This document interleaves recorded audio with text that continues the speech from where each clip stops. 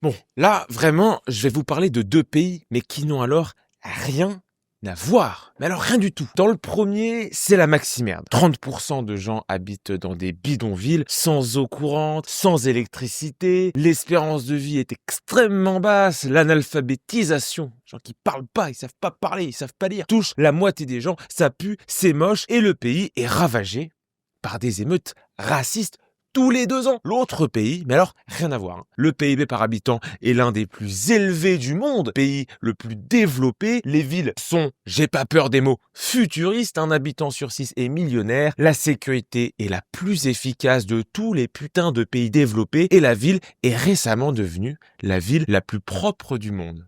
C'est bon? Est-ce qu'on a les deux pays en tête? Eh ben, croyez-le ou non, croyez-moi, sinon ça va être très chiant comme vidéo. Croyez-le ou non, il s'agissait du même pays.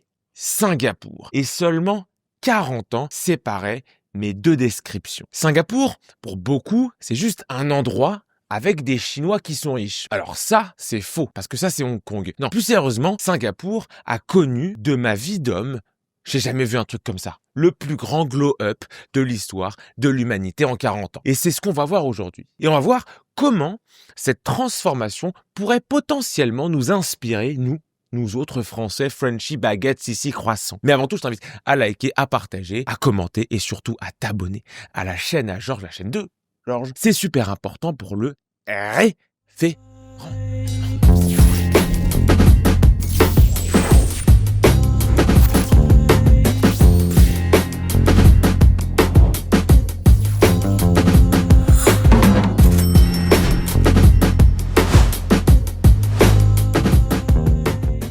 Merci au sponsor de cette vidéo et ce sponsor c'est GoLogin. Si tu bosses dans le social media management ou que tu gères plusieurs comptes pour du business, t'as déjà sûrement, je le sais, galéré avec les bannissements, les restrictions de comptes et même les comptes bloqués sans raison. Ouais, en plus on connaît ça. Certaines plateformes deviennent de plus en plus strictes et jongler entre plusieurs comptes, ça peut vite devenir un enfer. Je sais de quoi je parle. GoLogin, c'est un navigateur anti-détection qui te permet de gérer tous tes comptes en ligne sans te faire repérer. Chaque compte fonctionne avec sa propre empreinte numérique, avec un profil unique, un stockage cloud sécurisé et plus de 50 paramètres personnalisables. En gros, je te la fais en gros, c'est comme si tu avais plusieurs ordinateurs virtuels, chacun avec sa propre identité. Génial, non? Ça veut dire que tu peux créer, tu peux gérer plusieurs comptes Facebook, plusieurs comptes Instagram, plusieurs comptes TikTok et même faire de la pub en ligne sans risquer de te faire griller. Autre point fort, c'est la gestion en équipe. Plutôt que de partager des mots de passe, tu peux donner des accès sécurisés à tous tes collaborateurs via une régie centralisée. En clair, tout le monde bosse sur les mêmes comptes mais sans prendre de risques. Et niveau prise en main, c'est fluide, l'interface est simple et tu peux tout gérer depuis un seul tableau de bord. Bref, si tu en as marre de perdre des comptes pour rien, c'est clairement une solution à considérer. Retour sur la vidéo. Mais alors déjà, de quoi on parle? C'est quoi les bails ou les baux, devrais-je dire? Devrais-je dire. Singapour est un État insulaire. On parle souvent d'une cité-État parce que le pays Singapour, c'est juste la ville de Singapour. Et on dit insulaire parce que ça veut dire qu'il est sur une île. Il est une île au sud de la Malaisie. Je vous la mettrai sur une carte. Et c'est à la pointe de la péninsule malaise, comme je le disais, à l'entrée, très important pour la suite, du détroit de Malacca qui relie l'océan Indien et Pacifique. Si je vous dis ça, c'est que cet endroit-là, il est extrêmement stratégique. On parle d'un tout petit territoire de 728 km, soit la ville de New York ou de Londres. Avant d'être la puissance de Singapour qu'on connaît aujourd'hui, Singapour, c'est un peu de la merde. C'est un petit village de pêcheurs tout mignon avant que mon gars, Sir Stamford Raffles, qui a un blaze à rater des pénalités face à la France, débarque et dit aux pêcheurs tout mignon, alors désormais, vous allez faire du commerce. Et en même temps, Raffles, il peut dire ça puisque Singapour est à l'époque sous domination britannique. Pendant la période assez sombre de la Seconde Guerre mondiale, mes samouraïs sûrs contrôlent la ville et elle repasse, après leur défaite, sous contrôle britannique après que ces mêmes samouraïs se soient fait nuked.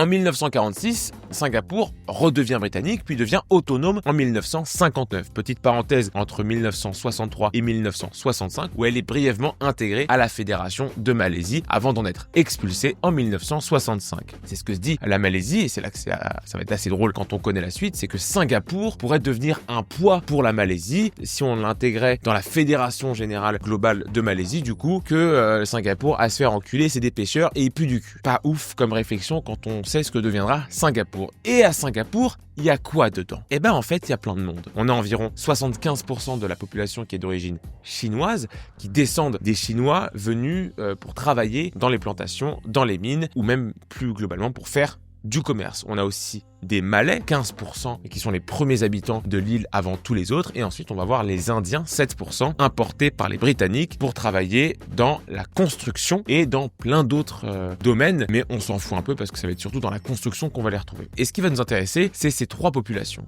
Vous allez voir pourquoi. Parce qu'en 1964, on a ce qui va terrifier la région et certains hommes très important pour la suite, c'est les émeutes raciales entre Chinois et Malais à Singapour. L'idée est assez classique shit dans toutes les émeutes raciales. En gros, on a des rumeurs, des tabassages entre communautés et un effondrement de l'économie et de la sécurité lié au commerce qui ferme, lié à la peur des investissements vis-à-vis de ces émeutes ethniques. Le tout sur fond d'une économie qui pue du cul, parce que Singapour, avant la prise en main de 1965, pue du cul. En 1965, le PIB par habitant est autour de 500 $, ce qui est extrêmement bas. Singapour, éjecté par la Malaisie, est potentiellement mort dans les 5 prochaines années. Déjà, je le disais en introduction, 30% de la population à Singapour vit à l'époque littéralement au Moyen-Âge dans des bidonvilles sans eau courante ni électricité. Le taux de chômage est endémique et ceux qui bossent sont des miséreux. Et pour cause, Singapour n'a pas de ressources naturelles. C'est une île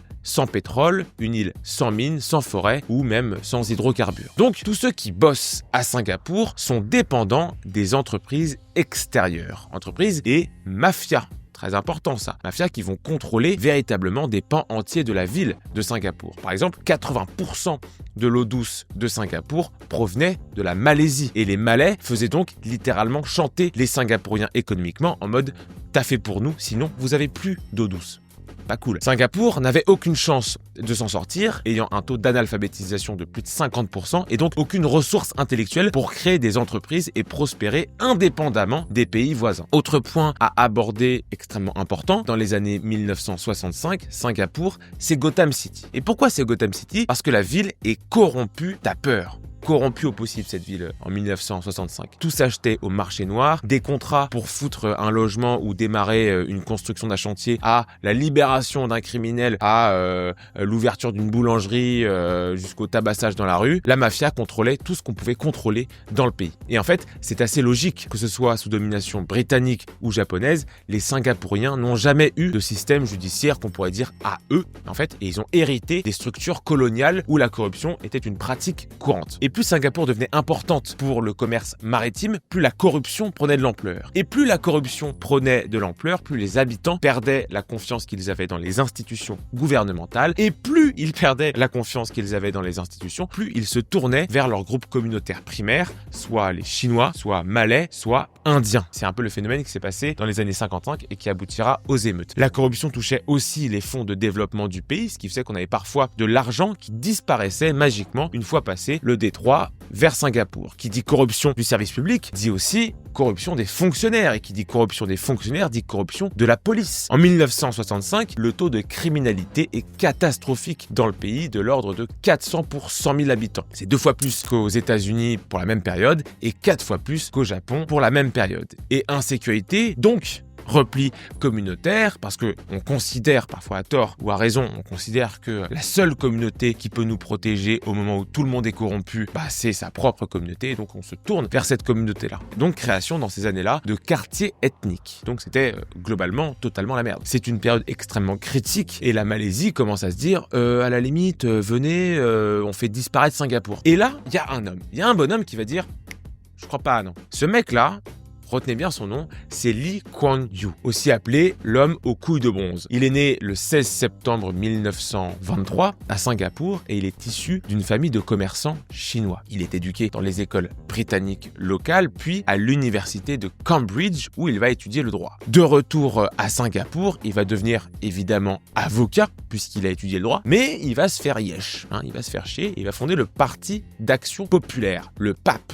En 1954. En 1959, il devient le premier ministre de Singapour, mais il se fait bisuter, on comprend bien pourquoi, jusqu'à l'indépendance de 1965. L'objectif du mec en 1965, ça va pas juste être de résister au contexte terrible de l'île, ça va être de mettre la lumière sur l'île et d'en faire, je le cite, le territoire le plus prospère du monde. On se remet un peu dans le contexte de l'époque. Au moment où il dit ça, les Singapouriens se lavent les dents à la javel dans des huttes en caca, tu vois. Le mec n'est pas visionnaire. Il est carrément pris pour un crackhead en plein bad trip. Mais Lee Kuan Yew est très sérieux. La première phase de son règne, de 1965 à 1970, ça va être des politiques qu'on va appeler des politiques d'urgence. La corruption, l'éducation, le logement et l'industrialisation. Au niveau de la corruption, on a deux options. Soit on laisse littéralement la corruption prendre le dessus et on essaye d'y greffer dessus, de greffer une croissance économique sur ce modèle corrompu, soit on encule tous les fonctionnaires corrompus. Je te laisse deviner ce que mon Lee Kuan Yew a fait. Il va créer le Corrupt Practice Investigation Bureau, où il va condamner très sévèrement la corruption. Il va envoyer l'ensemble des fonctionnaires véreux en prison, voire parfois il va les buter. Parallèlement, il augmente le salaire de la fonction publique pour que les pots de vin n'aient plus aucun attrait. Parce que s'il y a des pots de vin qui marchent, c'est que les mecs sont mal payés. Du coup, il se dit, on va augmenter les salaires pour que les pots de vin ne marchent plus. Et c'est un peu le même son de cloche pour l'insécurité. Quand il arrive au pouvoir, Lee Kuan Yew observe clairement, il a vécu les émeutes de 64, il observe que c'est la merde. Les mecs se font chlasser pour un sac de riz, il y a des viols dans tous les coins de rue, bref, pas ouf. La map a encore le brouillard dans les zones mal fréquentées. Parce que l'insécurité, la drogue et son trafic, le trafic de drogue, hérité du trafic d'opium à l'époque de l'Empire britannique, empêche toute sortie de l'extrême pauvreté, et ça, Lee Kuan Yew, il le sait. Et ce qui va se passer, c'est qu'en 10 ans, Singapour va devenir l'État mais le moins permissif envers le trafic de drogue au monde. En 1975, le trafic d'héroïne, de cocaïne ou, à certaines doses, le trafic de cannabis est tout simplement condamné de la peine de mort. Voilà. On réintroduit aussi dans la justice le caning, donc le fouet avec un bâton pour les actes de vandalisme, d'évasion fiscale et même pour certains délits sexuels. Et le cas le plus connu, ça va être celui de Michael Fay en 1974, qui est un Américain qui va être condamné pour vandalisme à 4 grands coups de canne en plus d'une peine de prison. Et je te parle pas d'aller te faire cuire le fion dans une prison de Fleury-Mérogis avec du karting, mais d'aller dans des complexes pénitentiaires, enfin un des complexes pénitentiaires le plus dur du monde. Parce que ce que comprend très bien Lee Kuan Yew, c'est l'importance, dans un premier temps, de la coercition pour les délinquants. Il le dit lui-même, il faut terrifier les délinquants. Qui dit coercition, dit prison qui fait peur. Ensuite, c'est l'éducation. Le frère Lee Kuan Yew, il a capté un truc extrêmement important. Singapour n'a rien pour elle. Aucune ressource naturelle, aucune ressource géographique et son emplacement le fait dépendre des puissances extérieures. Donc ce qui se dit, c'est qu'il faut créer de la ressource. Cette ressource, elle sera donc intellectuelle. Et l'un des premiers investissements massifs que fait Lee Kuan Yew, c'est dans l'éducation. Il construit au taquet d'écoles, il forme et il importe des enseignants du monde entier et modernise l'ensemble du parcours scolaire. En 40 ans, on passe de 50% d'alphabétisation à 97% d'alphabétisation. Là, tu sens que la génération qui va débarquer sur le marché du travail, elle te crée des nombres complexes pour le déjeuner. Autre problème du pays, c'était le logement. On se souvient que 30% des habitants vivaient dans des bidonvilles et quand tu veux rayonner sur le monde, le bidonville, c'est pas ultra vendeur. Ça non. Donc, ce que va faire le président Lee Kuan Yew, c'est qu'il va créer des gigantesques House of Development Board. Donc l'objectif, c'est de racheter plein de terres et de prêter de l'argent aux Singapouriens pour qu'ils habitent dans des logements décents. Des choses très futées. Le président est pas con. Il met en place un système de quotas raciaux et de quotas ethniques. Pourquoi il met ça? Pour forcer les communautés à vivre ensemble. Et c'est d'ailleurs un système qui perdure encore aujourd'hui, parce que j'ai vu que 80% des Singapouriens en 2024 habitaient dans ces logements qu'on appelle des logements HDB. Et le dernier point, évidemment, c'est l'industrie. Le président, il part d'un constat assez clair, constat qu'on a, que je vous ai déjà dit, c'est qu'il y a air à Singapour, il y a absolument rien. Donc il faut avoir des industries. il faut les diriger, soit. Mais pour les avoir, faut qu'on les incite à venir. Et c'est dans ce cadre-là qu'on va commencer à créer des zones industrielles, comme la zone de Jurong, avec des incitations fiscales bien vénères. L'objectif, c'est de faire venir à Singapour des capitaux étrangers et surtout le plus important, c'est de créer des infrastructures qui permettront dans 10, 15, 20, 25 ans de recruter les nouveaux arrivants singapouriens sur le marché du travail, qui sont des Singapouriens qui sont extrêmement éduqués. Ces politiques-là, toutes les politiques que je viens de citer, elles font exploser le PIB par habitant qui passe de 500 $ en 1965 à 30 000 $ en 1990. Parallèlement, Singapour signe des traités à gogo avec ses pays voisins. Il crée l'ASEAN pour la coopération régionale, la paix et la stabilité économique. Et les résultats de toutes ces politiques-là sont stupéfiants. Parce qu'on peut se poser la question, est-ce que toutes ces politiques ont marché? Eh ben oui. Et pas qu'un peu, mon neveu. Aujourd'hui, Singapour est un hub financier majeur avec plus de 200 banques et les services financiers représentent 13% du PIB. Pourquoi je parle des services financiers? C'est que c'est souvent un bon indicateur sur l'attractivité d'un pays. Le port de Singapour est le deuxième port conteneur le plus fréquenté du monde et gère plus de 37 millions d'EVP. Alors en gros, l'EVP, c'est une mesure utilisée dans le transport maritime, ça veut dire environ 20 pieds. Par exemple, si un conteneur fait 20 pieds, on dira qu'il fait 2 EVP, il fait 2 fois environ 20 pieds. Parmi les grands domaines où Singapour excelle, on a tous les services financiers extérieurs, je vous l'ai dit tout à l'heure, mais on a évidemment aussi les produits pharmaceutiques et les puces. Et on va s'arrêter un peu sur ces deux domaines parce que c'est extrêmement intéressant. En 2022, le secteur des semi-conducteurs représentait 7% du PIB et 20% des exportations manufacturières. Et des entreprises comme Global Foundry, TSMC et Micron, de son prénom Emmanuel, je plaisante, ont des usines à Singapour. Les exportations de semi-conducteurs ont atteint environ 50 milliards de dollars singapouriens et on considère aujourd'hui que le pays est dans le top 5 des exportations de puces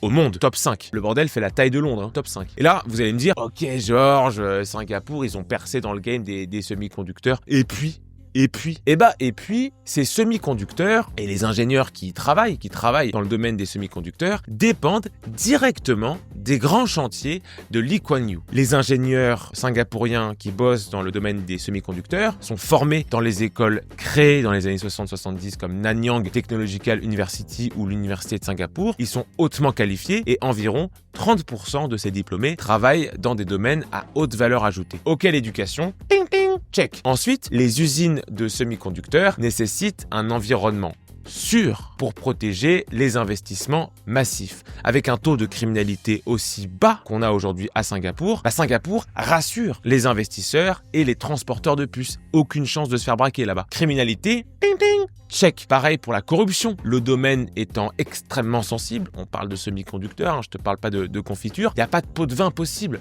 Et ça, on le doit aux lois mises en place dans les années 70 par le président. Pareil pour les infrastructures économiques comme Jurong Island, je crois qu'on dit le Jurong Island, et qu'on parle de puces ou de produits pharmaceutiques, les piliers qu'a mis en place Lee Kuan Yew ont été efficaces à partir de 30 ans. À partir de 25 ans même, c'est ouf. Le PIB par habitant est de 95 000 $.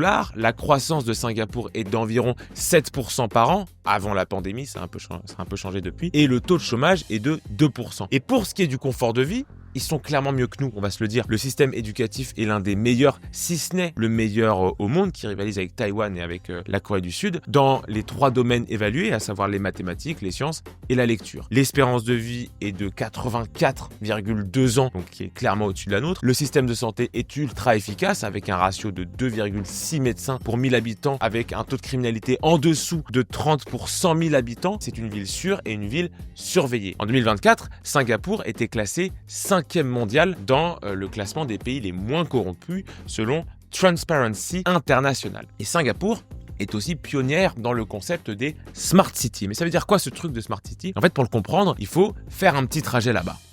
Vous n'allez pas y aller, ça coûte une couille, je vais faire pour vous. Vous arrivez à l'aéroport de Changi et tout est interconnecté. Les métros sont fluides, les métros sont sécurisés et les métros sont fiables. Il y a des caméras partout. Il n'y a pas seulement des caméras pour signaler des incivilités, c'est surtout pour alerter les secours immédiatement sans que vous ayez besoin de le faire en cas d'urgence. Si tu jettes une bouteille dans une poubelle, tu remarqueras que cette poubelle-là est équipée de capteurs et ces capteurs vont signaler à la collecte des déchets lorsqu'il faut récupérer les déchets. Je prends cet exemple parce que je trouve ça ouf comme optimisation.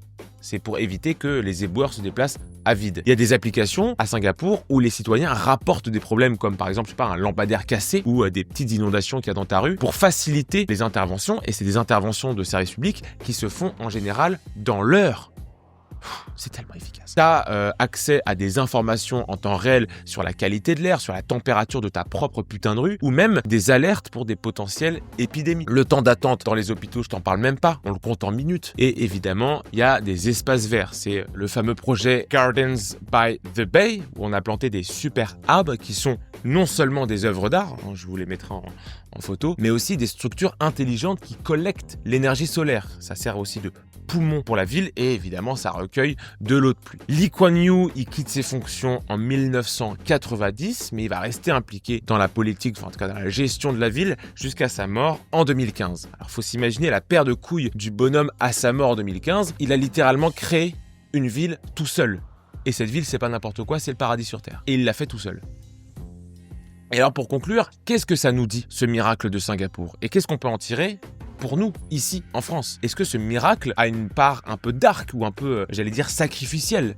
Eh ben oui, très clairement. Quand il est arrivé au pouvoir, Lee Kuan Yew a très clairement assumé que le changement qu'il proposait allait être drastique, voire, j'ai envie de dire, allait être violent. Mais c'était un peu, si vous voulez une image, un peu une violence inversement proportionnelle au désir de changement. Plus tu veux un changement radical et rapide, plus il y aura de la violence. Déjà pour les libertés individuelles. Il a imposé des lois strictes en limitant au maximum ce qui pouvait gêner l'harmonie sociale. Donc pas de manifestations, peu de critiques du gouvernement et une liberté d'expression minimale. Mais en même temps, c'est un mec qui a vécu les émeutes raciales des années 60 et qui en a été terrorisé. En 2000, Barr, dans Believe Behind the Man, donc sur ce président, il décrit cette politique comme un autoritarisme bienveillant. Pareil pour son système méritocratique qui est extrêmement compétitif où 92% des étudiants de Singapour admettent subir une pression académique. Lee Kuan Yew, il a été, comme je vous le disais, matrixé par les émeutes raciales dans les années 1960 et c'est en partie sur ça qu'il a bâti un système collectiviste et anti-individualiste au possible où tout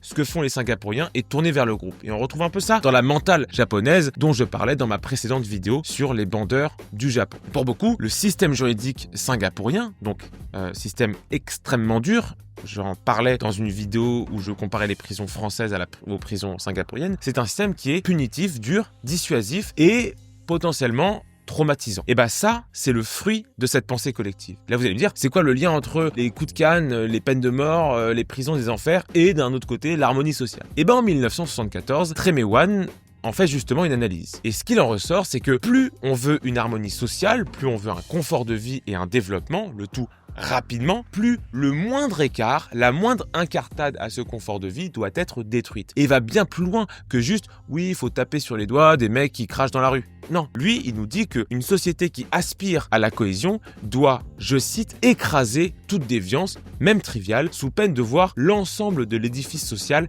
s'effondrer. En fait, Singapour, c'est la mise en place, la mise en pratique du concept de Léviathan de Hobbes, où l'homme va céder sa liberté naturelle à l'État pour éviter le chaos et permettre la prospérité. Plus généralement, ce que nous dit ce miracle économique, culturel et social de Singapour, c'est qu'il y a forcément et obligatoirement des sacrifices à faire. Et la question, j'en reviens à ce que je vous disais en introduction sur les leçons que nous apprennent ce phénomène de Singapour, la grande question à se poser, c'est qu'est-ce que nous serions prêts à sacrifier en France pour relever et amener la France dans un état de prospérité. Merci à tous d'avoir suivi cette vidéo. N'hésitez pas à liker, à commenter, à partager, surtout à vous abonner à la chaîne de Georges. C'est super important pour le référencement. Je suis tous les mercredis à 19h sur l'application Frontières où j'y décrypte l'actualité. Et là, on a ressorti quelques dossiers sur notre ami Xavier Niel. On a aussi posé les bases d'un débat autour de la peine de mort qui, je pense, est un débat à avoir en France. N'hésitez pas à y faire un tour. Je vous mets le lien dans la description. Merci au sponsor de cette vidéo, GoLogin. Très utile. Prenez soin de vous et de vos proches. On lève les yeux, le monde est beau, vive la France et vive ce qu'il en reste. Time!